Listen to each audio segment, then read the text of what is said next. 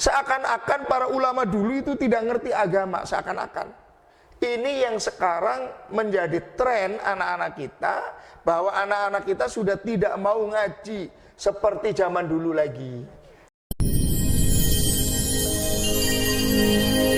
Assalamualaikum warahmatullahi wabarakatuh. Alhamdulillahirrabbilalamin. Wassalatu wassalamu ala ashrafil anbiya'i wal mursalin wa ala alihi wa sahbihi ajmain. Pemirsa Jaknu TV yang diberkahi oleh Allah Subhanahu wa taala, berjumpa kembali di ngobrol-ngobrol santai bersama Kang Mas Ruhir. Assalamualaikum warahmatullahi wabarakatuh. Waalaikumsalam warahmatullahi wabarakatuh. Senang berjumpa dengan Kang Mas Ruhir yang luar biasa, narasumber yang sangat luar biasa ini, aktif, energik, dan pastinya matang banget. Alhamdulillah. Pemirsa Jaknu TV yang diberkahi oleh Allah Subhanahu wa taala, seiring pergeseran nilai-nilai di zaman era teknologi ini, banyak sekali anak-anak kita yang luar biasa disiplinnya, kepatuhan kepada orang tuanya itu bergeser dari zaman dahulu ke nilai-nilai zaman sekarang, Kiai.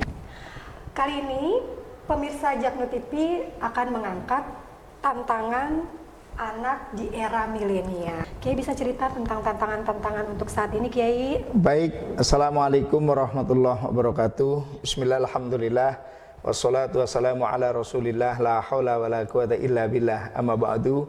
Pemirsa Jaknu TV yang dirahmati Allah, Ibu host, yang mudah-mudahan kita semuanya dirahmati Allah. Amin. Dan diberkahi Allah Subhanahu wa ta'ala.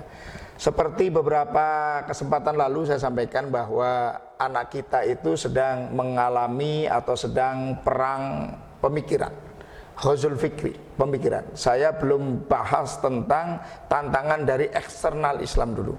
Sekarang akan saya bahas tentang tantangan Islam, sesama umat Islam. Bagaimana generasi kita, bagaimana generasi NU, Nahdlatul Ulama, yang mau berbuat apapun pasti jadi bahan bulian, yang mau bikin apapun pasti jadi bahan cengan, atau cengan apa itu, pokoknya diolok-olok sama orang. Satu sisi itu lahan pahala bagi kita sebetulnya. Baik. Tapi sisi yang lain kita pun harus mempertahankan. Kenapa? Kebatilan yang diorganisir akan mengalahkan hak yang tidak terorganisir. Isu-isu hoax, berita-berita yang berkembang yang menjelek-jelekan Nahdlatul Ulama, kalau tidak dibantah, lama-lama akan menjadi kebiasaan dan menjadi seakan-akan bahwa NU memang seperti itu. Apa itu tantangan sekarang itu? Anak-anak kita menghadapi tantangan dari sesama internal Islam. Ada dalam kitab Asasul Fikri lil Alamil Islam, 3 strategi Zionis Yahudi dalam menghancurkan Islam. Yang pertama, jauhkan umat Islam dari ajaran Islam. Dengan apa? Salah satunya tadi itu, anak bagaimana kecanduan handphone, bagaimana anak itu kecanduan game, bagaimana anak itu kecanduan narkoba, bagaimana anak itu keluyuran tidak karu-karuan. Kenapa? Karena memang dibuat. Coba, sekarang banyak sekali acara-acara TV yang tidak ada nilai edukasinya, tidak ada nilai pendidikannya. Kalau toh ada yang judulnya seakan-akan Islam tapi justru malah menjelek-jelekan Islam. Contohnya, ada di TV itu ada orang haji sudah 2 kali kelakuannya tapi nggak benar.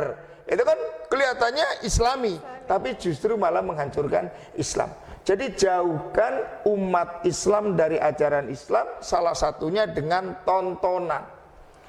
Yang kedua, dengan pakaian, fashion tadi, tontonan film ya. Bagaimana sekarang?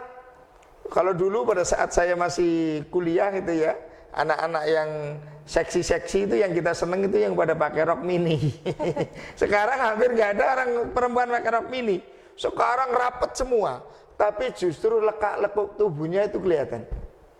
Pakai jilbab. Tapi kalau di TV, masuk TV sering kita tonton ada orang pakai jilbab jogetnya lebih hot daripada biduannya. Ini kan tantangan kita. KTP-nya Islam, pakaiannya Islam, tapi perilakunya tidak islami. Jauhkan umat Islam dari ajaran Islam.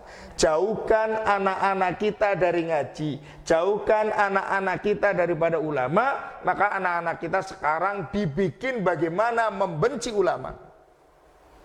Islam yang kita anut, Islam tawasutiyah, hiya la liberalian, wala tekstualian, wala hokkan, wala cacimakian, wala ujaran kebencian. Loh sekarang yang keren itu Islam liberal, Islam tekstual, Islam yang suka nyebarin hoax, Islam yang suka demo, Islam yang suka ujar kebencian. Ini tantangan kita. Pertama, jauhkan anak-anak kita generasi Islam dari ajaran Islam. Pemirsa Jaknu TV yang berbahagia, yang dirahmati Allah Subhanahu wa taala, Kiai, untuk tantangan tadi kan HP ya. Itu baru satu. Ya. Nah sekarang Kiai, tantangan untuk anak-anak kita yang remaja ini Kiai, itu pemahaman-pemahaman yang radikal Kiai. Karena itu bagaimana kita sebagai orang tua, kayaknya kalau misalnya anak tersebut ikut kajian-kajian itu kan sangat menyenangkan, tapi pada dasarnya itu bukan aliran kita. Gimana Kiai itu tantangan kita sebagai orang tua? Jadi tantangan yang kedua, strategi yang kedua, tadi kan jauhkan dari umat Islam, jauhkan dari perilaku Islami, jauhkan dari perbuatan-perbuatan Islami. Maghrib ya nongkrong nggak malu, nggak subuhan ya biasa, korupsi ya biasa, pokoknya dibikin biasa aja itu. Yang kedua, bikin bingung umat Islam. Dengan apa membuat bikin bingung generasi kita?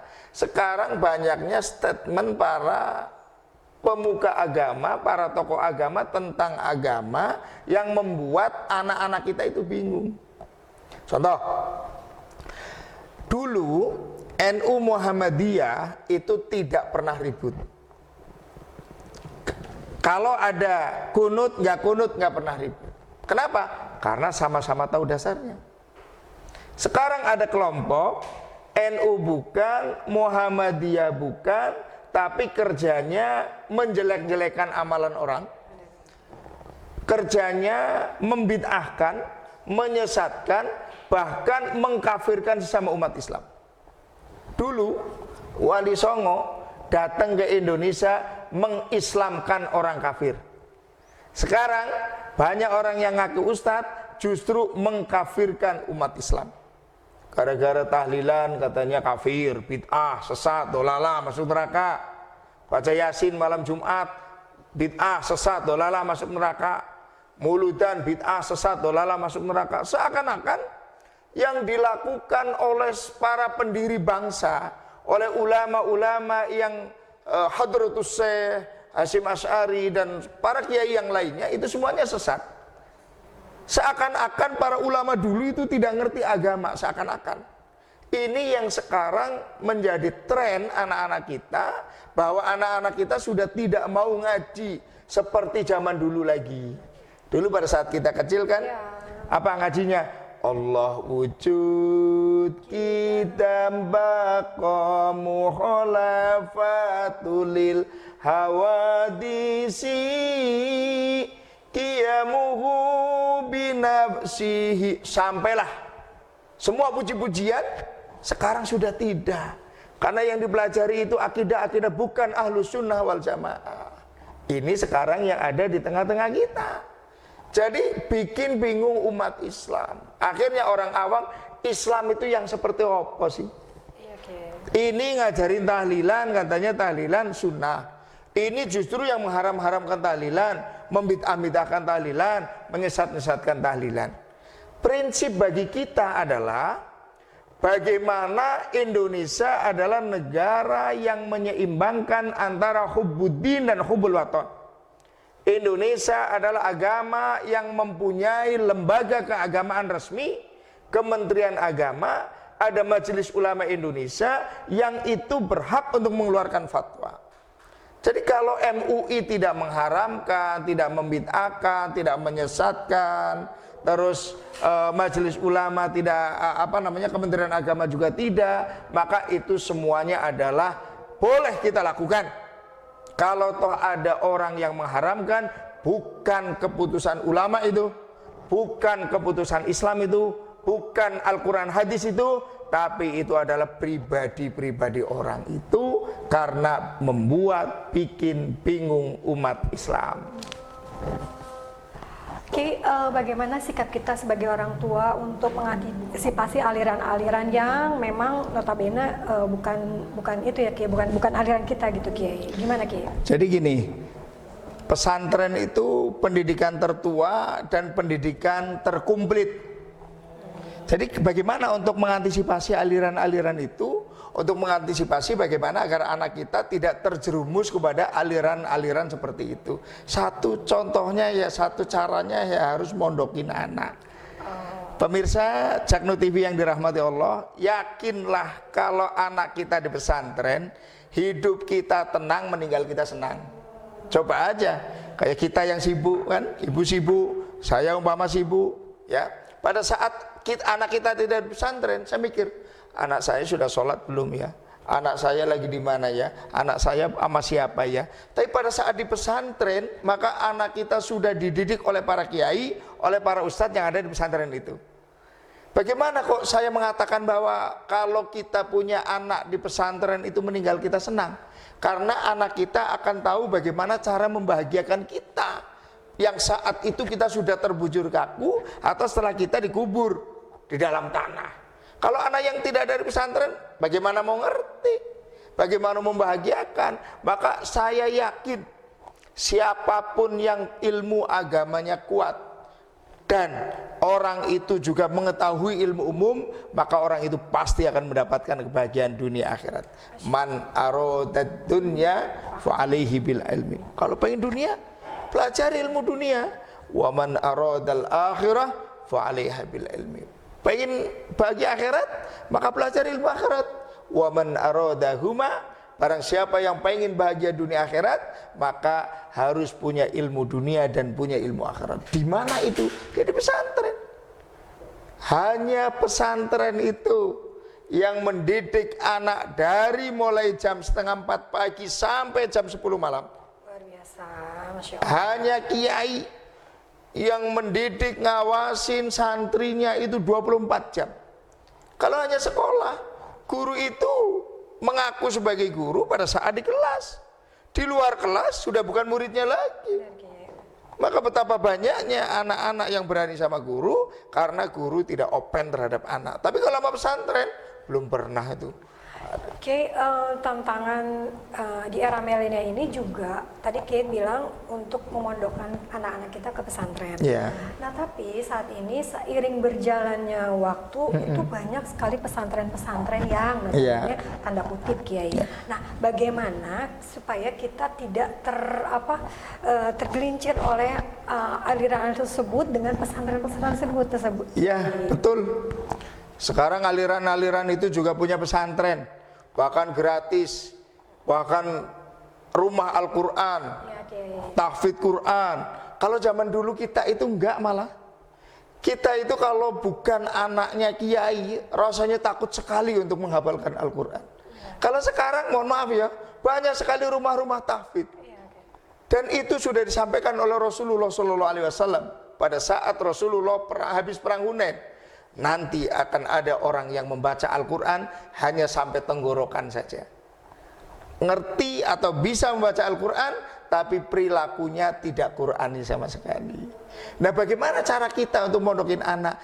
Cari guru yang sanad keilmuannya sampai kepada Rasulullah SAW. Nah, sekarang anak-anak kita cari guru kayaknya yang apa gitu loh. Kenapa? Karena ngaji sama Kiai Masruhin nggak mau, Kiai Zainuddin nggak mau, Kiai Nur Zaman nggak mau, Ustadzah Khadijah nggak mau. Maunya sama siapa? Oh, gurunya itu alim banget. Siapa? Syekh Google radhiyallahu anhu. Makanya sekarang anak-anak itu belajarnya sama Google, akhirnya apa? Akhirnya mereka itu ya seketemunya. Benar, Kiai. Maka kitalah tanggung jawab orang tua. Ayo, itu ada pesantren A, pesantren B, kiainya ini, kita datang. Seleksi benar. Tidak harus ini, tidak harus gratis. Yakinlah untuk mondokin anak ada aja rezeki kok. Yang penting kita yakin, gitu Bu. Kayak apa sih, anak-anak kita ini kan aset banget, ya. Terus bagaimana nih anak-anak kita ini supaya kedepannya itu punya visi dan misi untuk membangun untuk membangun ini, kayak membangun bangsa ini. Kita itu harus, sekali lagi, harus membekali anak kita dengan ilmu-ilmu tentang kebangsaan. Kalau di pesantren NU pasti diajari hubbul waton minal iman.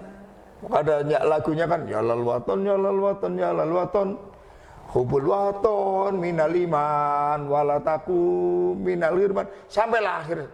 Itu menjadi penyemangat bagi para santri Nahdlatul Ulama. Lah sekarang anak-anak kita, anak-anak di luar NU pada bisa Al-Quran, orang tua bangga dengan bisa baca Al-Quran, itu oke, tapi mereka cara memahaminya yang salah. Akeh kang apal Quran hadise seneng ngafirke marang liyane, kafire dewe dadi gateke, yen isih kotor ati akale, yen isih kotor ati akale. Ini syair dari Gus Dur. Bagaimana fenomena sekarang, ayatnya apal, hadisnya apal, tapi hatinya kotor. Buktinya apa? Sering ngafir-ngafir ke orang, menyesatkan orang, membid'ahkan orang. Dan kita sebagai warga NU jangan takut dikafirkan oleh orang itu. Justru orang itu yang harus takut, karena tidak ada hadisnya. Kita dikafirkan oleh A, kita menjadi kafir. Yang ada hadisnya adalah man kafara lil muslim wa huwa kafir. Barang siapa yang mengkafirkan orang Islam, itulah yang kafir. Nah, kalau kita dikafirkan oleh orang, biasa aja. Gitu Bu. Pemirsa Jaknu TV yang berbahagia, luar biasa sekali narasumber kita ini, jelas banget untuk detail banget menjelaskan tentang tantangan-tantangan anak di era milenial ini. Yang pertama adalah jauhkan anak dari ajaran agama Islam. Kiai, burung irian, burung cendrawasih. Cukup sekian dan terima kasih.